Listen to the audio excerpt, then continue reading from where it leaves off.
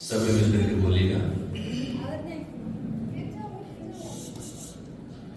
सीधा चलना वासी, विमला चलना वासी, जिनती प्यारा आदिनाथ ने वंदन हमारा।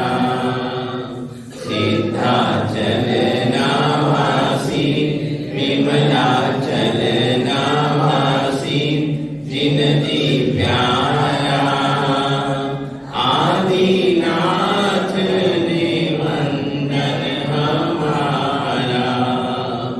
प्रभु जिनु मुखड़ू मल के नयनो माथी बरसे अमिरस धारा। आदिनाथ ने वंदन हमारा। आदिनाथ ने वंदन हमारा। एक बार फिर बोल दीजिएगा। सीधा चलना वासी, विमला चलना वासी, जिनकी प्यारा आदिनाथ ने वंदन हमारा। सीधा चलना वासी, विमला चलना वासी, जिनकी प्यारा आदिनाथ ने वंदन हमारा। आदिनाथ ने वंदन हमारा। प्रभु जिनु मुखड़ू मल के नयनो माथी बरसे अमिरस धारा। आदिनाथ ने वंदन हमारा। आदिनाथ ने वंदन हमारा। आदिनाथ ने वंदन हमारा।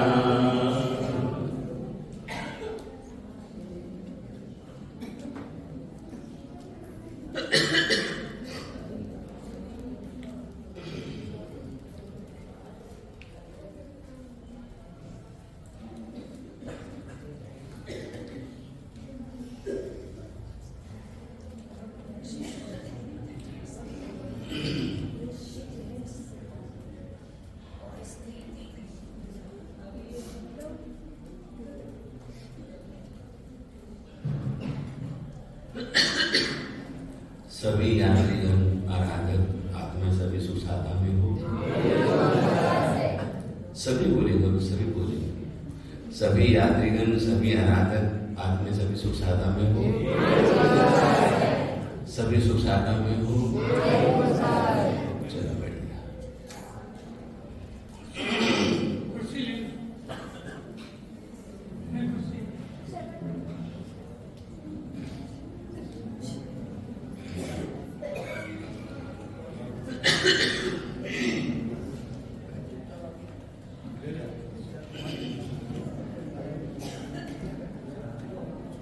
कल अपन लोग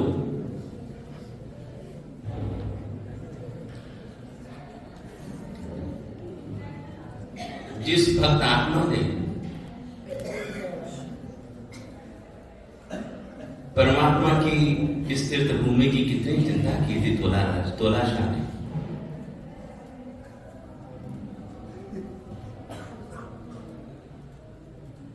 धन की चिंता नहीं की थी उसने, पैसे की चिंता नहीं की थी उसने।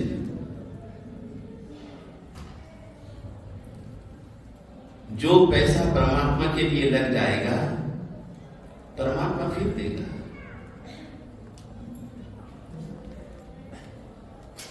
जो इन हाथों से यदि हम सुकृत कर लेंगे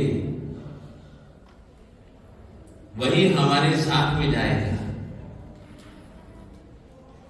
यदि हम इन हाथों से सुकृत न कर पाए तो ये पैसा यहां का यही रह जाएगा। हम तो चले जाएंगे और उसकी उसके द्वारा जो किया गया हमारा पुण्य है वह भी हमारे साथ में जाएगा, और जो पीछे रह जाएगा उसके लिए लड़ाई झगड़े होंगे।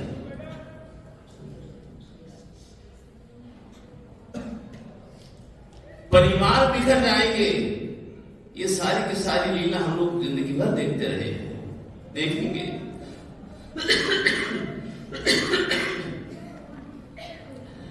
लेकिन आज हम लोग दूसरी घटना की चर्चा करेंगे।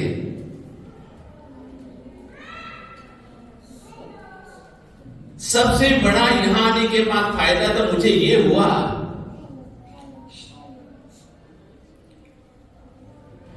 सबसे बड़ा फायदा तो यहां आने के बाद तो मुझे ये हुआ कि शत्रुंजय के बारे में तरह तरह की घटनाएं पढ़ने में आती है।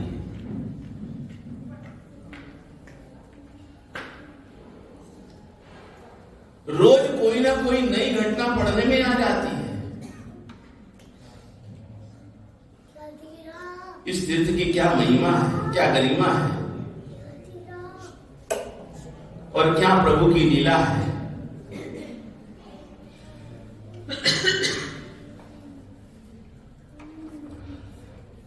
आपने इस पर्वत के ऊपर देखा होगा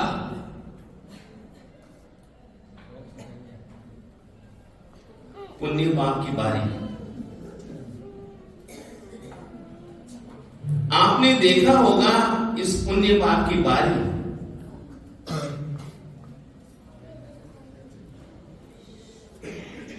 एक ऊंट है, उसके ऊपर सेठ बैठे हुए हैं,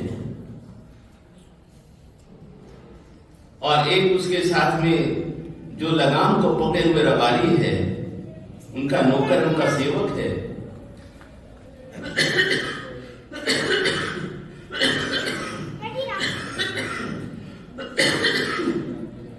और उसे ही हम लोग क्या कहते हैं, पुण्य पाप की बारी कहते हैं।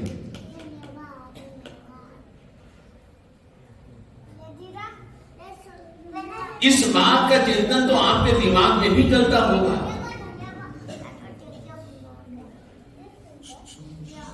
इस बारे में आप भी सोचते होंगे कि भला एक ऊंट के नीचे से निकल जाने से ये पुण्य और पाप की बारी कैसे हो सकती है। अरे हमारा पुण्य तो परमात्मा के साथ में जुड़ा हुआ है।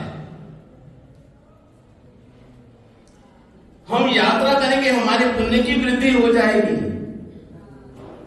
हम भगवान की पूजा करेंगे, हम भगवान का दर्शन करेंगे, हमारे पुण्य की वृद्धि तो अपने आप हो जाएगी।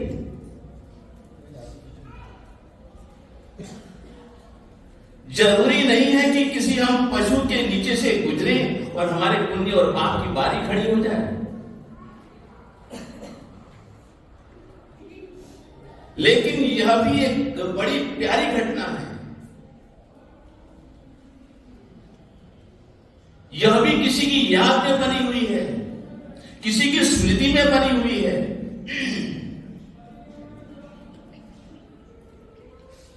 वह भी कोई सामान्य व्यक्ति नहीं था, वह भी परमात्मा का भक्त था।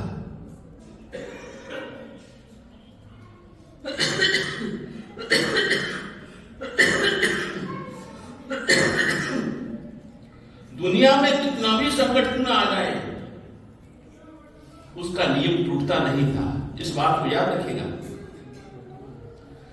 दुनिया में कितना भी संकट क्यों ना आ जाए, उसका नियम टूटता नहीं था। ऐसा वह दृढ़ धर्मी व्यक्ति था। एक प्रेरणा मिलती है।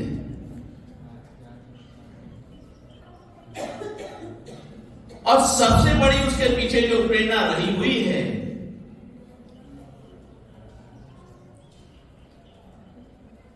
सबसे बड़ी प्रेरणा उसके पीछे ये रही हुई है कि जो खा पी करके अपने शरीर को बढ़ाते रहते हैं, जो खा पी करके अपने शरीर को बलवान बनाते रहते हैं, उनके लिए सचमुच में प्रेरणादायी है। वो उस बारी में से नहीं निकल सकते। उनके लिए सबसे बड़ी प्रेरणा है कि जिंदगी में तप करो। अभी तुम्हारे पुण्य की कुछ कमी है, पुण्य का उपार्जन करो, फिर इस खिड़की में से निकल सकोगे, नहीं तो नहीं निकल सकोगे। जो व्यक्ति जिंदगी में धर्म की आराधनाएं करते हैं, संयम की आराधनाएं करते हैं, तप की आराधनाएं करते हैं, वही उस बारी में से निकल सकते हैं। लेकिन यह भी किसी की यादगार में बना हुआ है।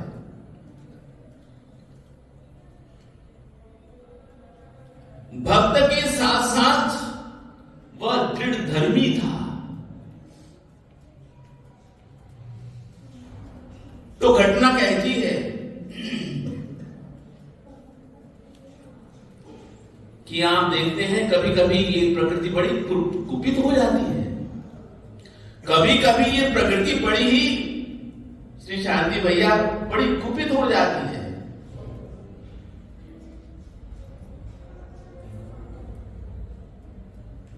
तो घटना कहती है कि उस साल बरसात नहीं हुआ, दुष्काल की स्थिति बनी हुई थी।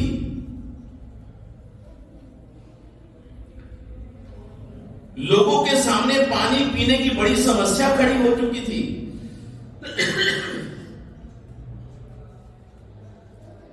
ऐसे समय की यह घटना है।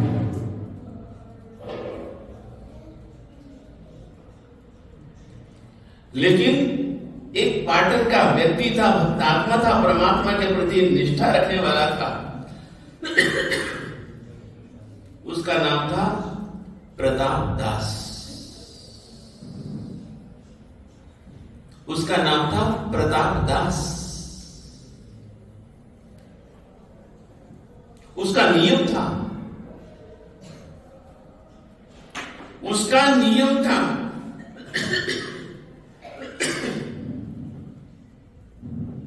जैसे ही चौमासा पूरा होता, साहब जी, जैसे ही चौमासा पूरा होता, दादा का दर्शन करने के लिए पाटन से रवाना हो जाता है।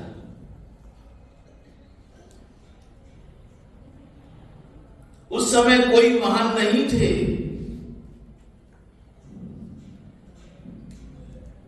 ऊंट की सवारी करके वह परमात्मा का दर्शन करने के लिए आता है।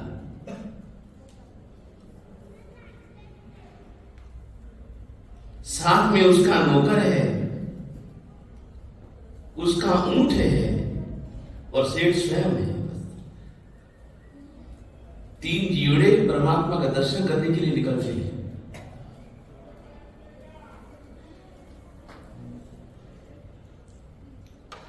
तीन उपवास करके भगवान का दर्शन करने के लिए निकलते हैं।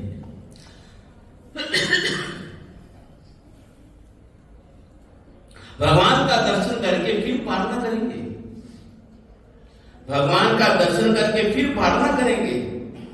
जब तक भगवान का दर्शन नहीं होता है, प्रार्थना नहीं करते।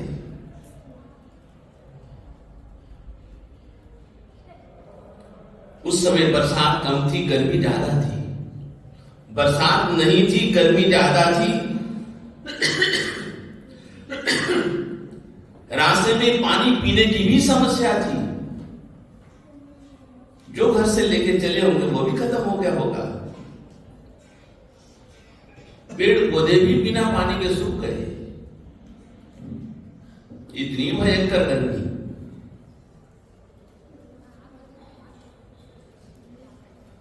जब वह चलते चलते तलहटी पर पहुंचे, तीनों के तीनों थक चुके थे, प्यास से आकुल व्याकुल थे।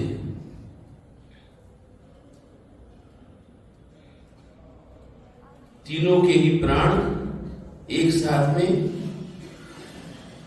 प्राण पंखियों उड़ जाते हैं।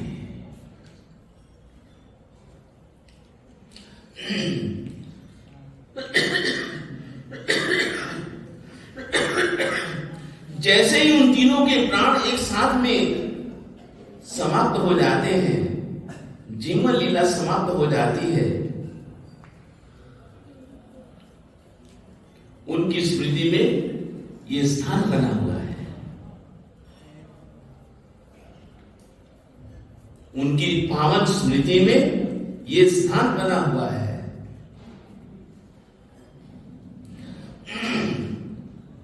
लेकिन शिष्य पूछता है, बड़ी सुंदर बात है,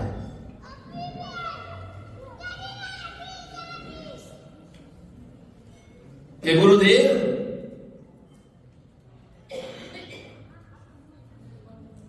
ऊंट के तो 18 के 18 टेढ़े मेढ़े होते हैं। ऊंट को तो जिधर से भी देखो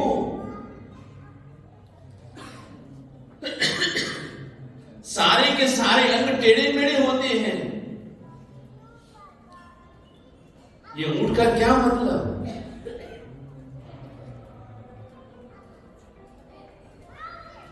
तो गुरु जी अपने शिष्य को समझाते हुए ये बात कहते हैं कि हे प्रिय शिष्यों, जैसे ऊंट के ये 18 अंग टेढ़े मेढ़े होते हैं, उसी तरह से हम लोग भी 18 पाप स्थानों से जकड़े हुए हैं।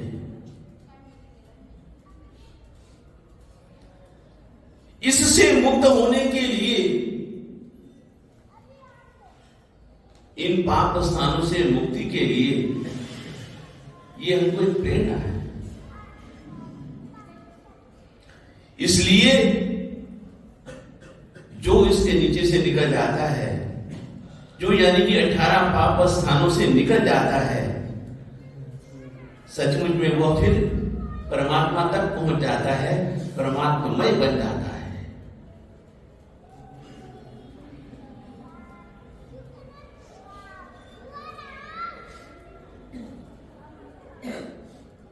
इसलिए ये एक प्रेरणादायी घटना है कि हमारे इस पालीताना के क्षेत्र में ऐसे लोगों की घटनाओं से भी हमें छोटी छोटी प्रेरणाएं मिलती है।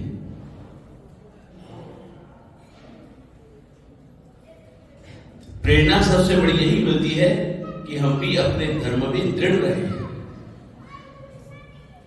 हम भी अपने नियमों में दृढ़ रहें, हम भी परमात्मा के प्रति दृढ़ रहें। हमारी आस्था डगमगानी नहीं चाहिए, हमारी आस्था डामाडोल नहीं होनी चाहिए।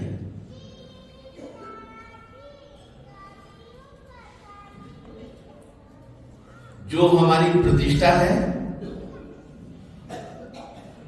प्रतिष्ठा में 2 शब्द होते, बड़े सुंदर शब्द है। एक शब्द है प्रति और एक शब्द है इष्ट। जब हम अपने इष्ट के प्रति समर्पित हो जाते हैं, उसके प्रति सन्मुख आगे बढ़ने लग जाते हैं, उसी को तो कहते हैं प्रतिष्ठा। अपने इष्ट के प्रति, अपने जो आराध्य उनके प्रति जब हमारा समर्पण भाव हो जाता है, उसी को तो प्रतिष्ठा कहते हैं।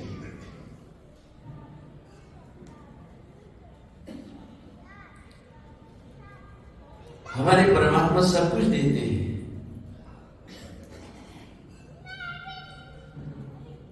लेकिन बिना परीक्षा लिए देते नहीं है।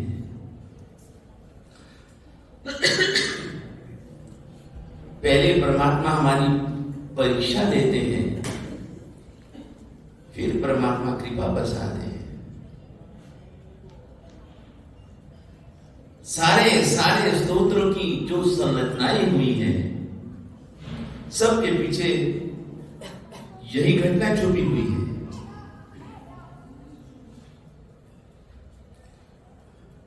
लेकिन कुछ बातें हमारे जीवन में कमी रह जाती हैं।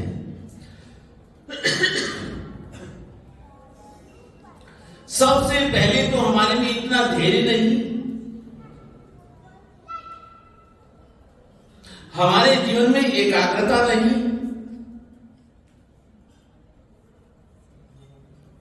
हमारे जीवन में आसन की स्थिरता नहीं, हमारे जीवन में एकांत भी नहीं है।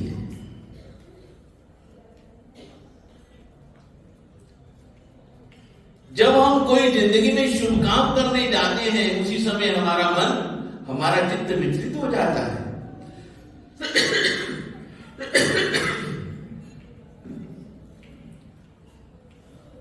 तो जिस चीज की प्राप्ति हमें होनी चाहिए वो हो नहीं पाती है।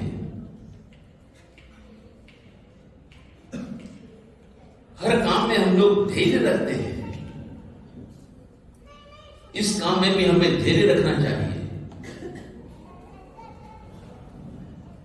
बिना धैर्य के कोई भी चीज प्राप्त नहीं की जा सकती।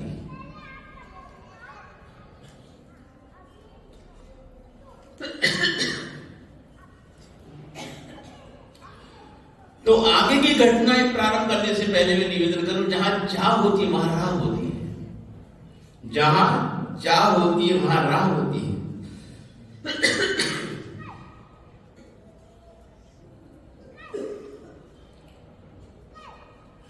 जहां हमारे चाह होगी हमें रास्ता अपने आप मिल जाएगा।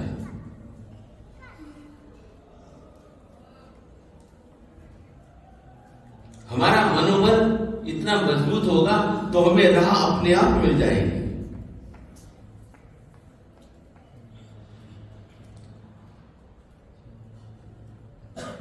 आजकल की बात तो छोड़ो,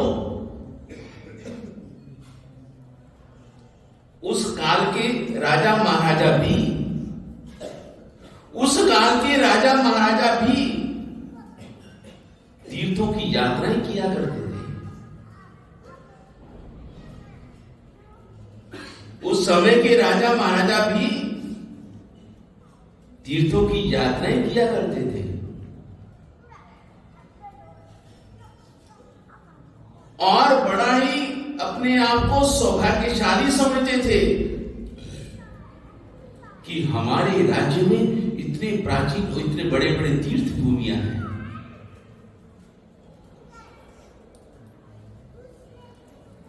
आज हम एक बात को लेकर के बड़ा गौरव महसूस करते हैं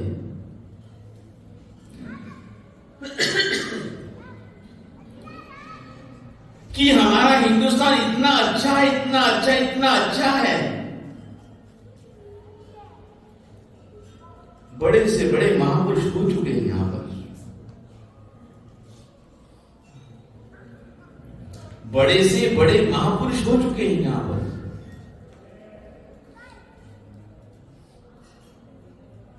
बाहर के देशों में कोई इतने महापुरुष हुए हैं क्या? जितने भी बड़े से बड़े संत महात्मा परमात्मा हो चुके हैं,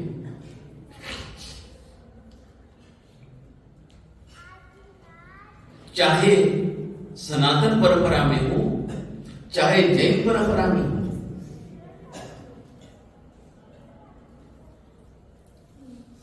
सबकी पावन भूमि यही है, भारत भूमि है।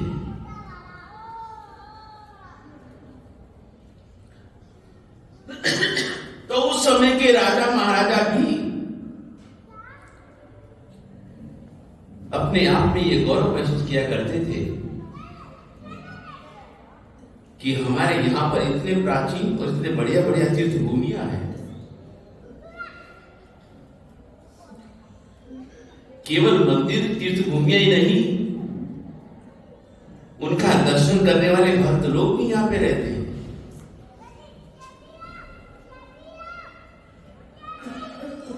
ये भक्त लोग उन तीर्थों की कितनी सार संभाल करते हैं।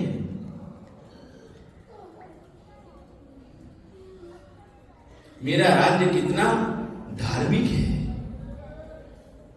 कितना समृद्ध है।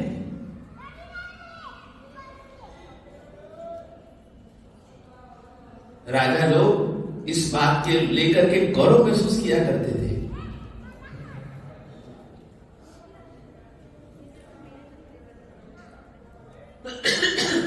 तो जैसे हमारे कुमारपाल महाराजा ने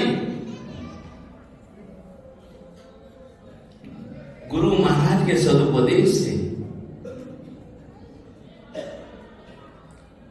तीर्थ यात्राएं की,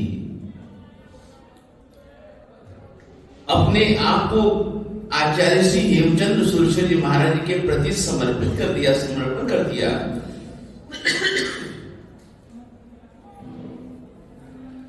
उसके पहले भी सिद्धराज भी धर्म के प्रति बड़ा ही उदार था, धर्म के प्रति बड़ा ही उदार था।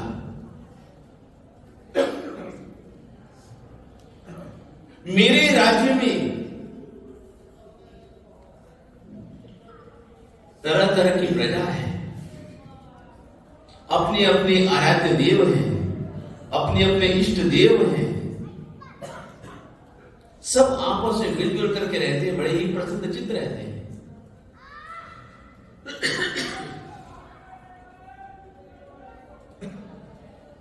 परस्पर इस प्रकार का किसी के प्रति भी दिल में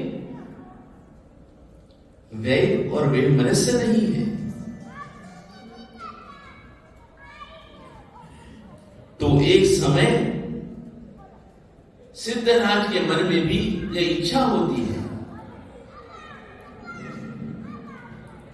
कि मैं भी जो मेरे आराध्य, जो मेरे इष्ट हैं,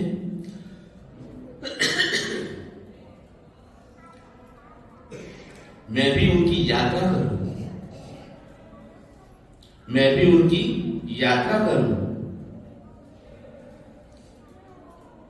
और ये संस्कार, ये भावना और ये संस्कार किसी कृपा से उसके जीवन में आए, आचार्य श्री हेमचंद्र सुरेश्वर महाराज की कृपा से उसके जीवन में आए।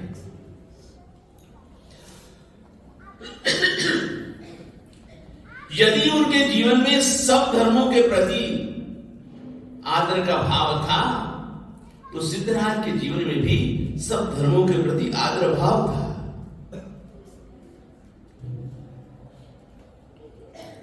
सिद्धराज ने कहा कि महाराज, हमारा भी बड़ा एक प्राचीन तीर्थ है, तीर्थ भूमि है, सोमनाथ। आचार्य श्री हेमचंद्र सुरेश्वर महाराज जी ने सिद्धराज के कहने से वहां पधारे, उसकी स्तुति की, प्रतिष्ठा की। राजा इससे बड़ा ही प्रसन्न हुआ कि एक जैन मुनि सोमनाथ के मंदिर में पधार करके शिव जी की प्रार्थना कर रहे हैं। उनकी प्रार्थना बड़ी सुंदर थी, उनकी प्रार्थना बड़ी ही सुंदर थी। हमारे पूज्य आचार्य श्री हेमचंद्र सुरेश्वर महाराज विद्वान भी थे तो व्यवहार कुशल भी थे।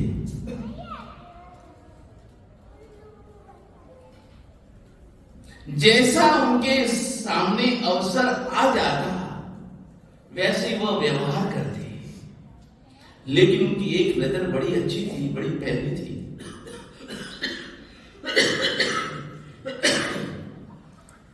वह हमेशा भविष्य को देख करके चलते थे, वह हमेशा सैनिक भविष्य को देख करके चलते थे।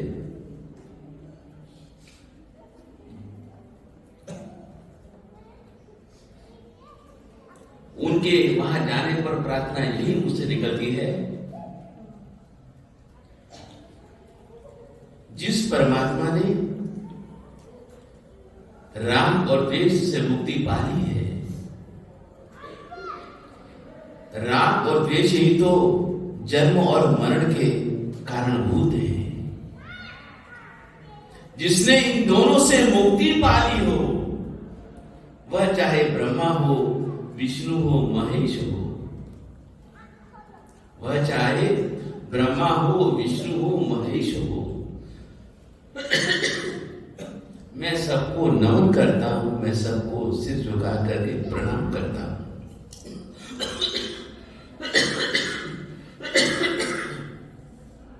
तो एक दिन इस बात को याद रखिएगा कि एक दिन सिद्धराज के मन में भी यात्रा के भाव उठते हैं। बड़ी प्यारी घटना है, बहुत अच्छी लगेगी। आज हमारा बड़ा ही परम सौभाग्य है कि मेड़ता सिटी से हमारे भैरव बाबा के भक्त अपने साथियों के साथ शिवरतन जी यहां पर पधारे हैं।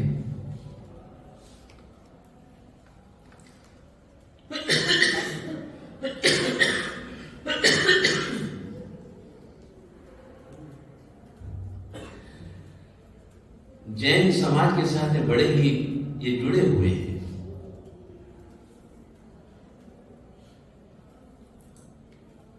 पूज्य आचार्य श्री जी के निवेदन से मुझे मेड़ता सिटी में भगवान श्री पार्श्व प्रभु की प्रतिष्ठा करवाने का सौभाग्य मिला। प्रेरणा हमारे पूज्य आचार्य श्री की थी। उस मौके के ऊपर पहुंचना उनके लिए असंभव था, तो मुझे आचार्य जी ने निवेदन किया, मैं गया और उसी दौरान हमारे इस भक्त मंडली से परिचय संपर्क हो गया।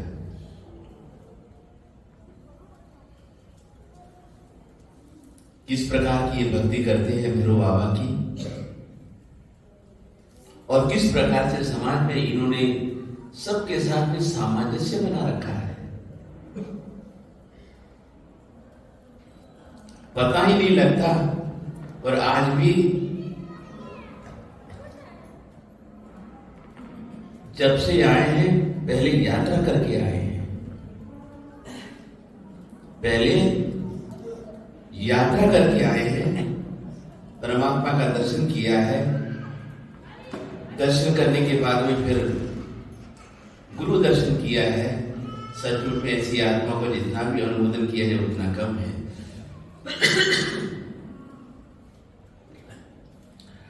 ऐसी भक्त आत्माएं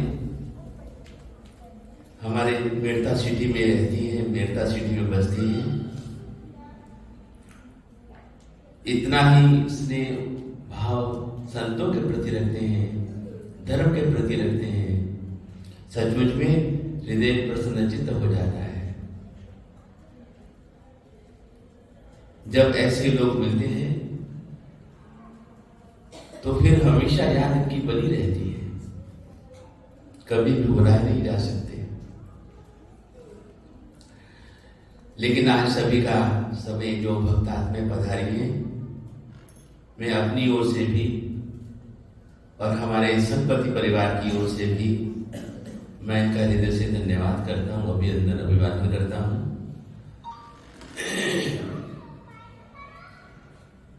समय की मर्यादा को देखते हुए फिर हम लोग उस परमात्मा को याद करेंगे कि हे परमात्मा, बस कृपा भाव बनाए रखे। हम लोग थोड़े थोड़े चले आए आपके पास में, तो सभी मिलकर के बोलिएगा, भगवान मेरी नैया उस पार लगा देना, अब तक तो निभाया है, आगे भी निभा। सभी बोलेगा, भगवान मेरी नैया उस पार लगा देना,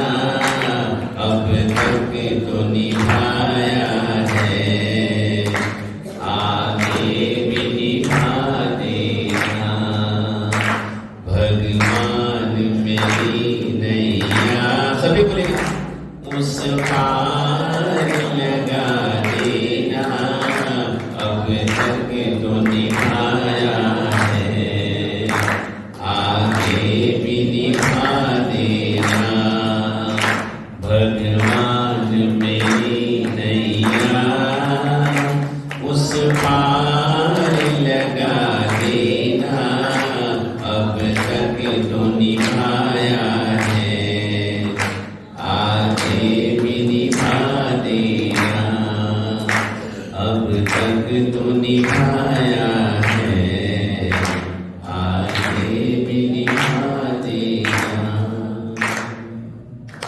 परीक्षा लेने वाले भाई बहन कृपया हाथ दीजिएगा।